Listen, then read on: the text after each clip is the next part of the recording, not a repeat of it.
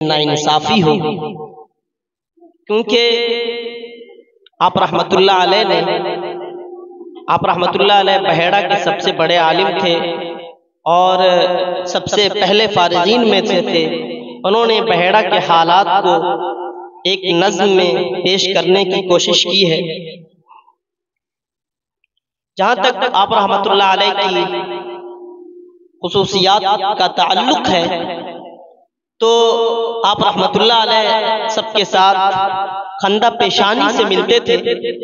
جو بھی آپ رحمت اللہ علیہ کو ایک مرتبہ دیکھ لیتا تھا تا دم حیات وہ آپ کا گرویدہ ہو جایا کرتا تھا اور یہ کہنے پر مجبور ہو جاتا تھا کہ بسیار خوباں دیدم لیکن تو چیزیں دیگری، تو انہی کے چند اشعار آپ لوگوں کے سامنے پڑھنے کی کوشش کر رہا ہوں۔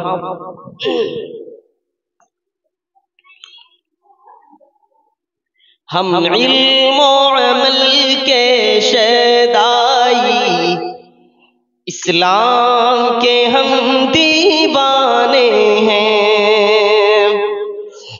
ہم علم و عمل کے شیدائی، اسلام کے ہم دیوانے ہیں۔ جو شمع حرم میں جلتی ہے اس شمع کے ہم پروانے ہیں۔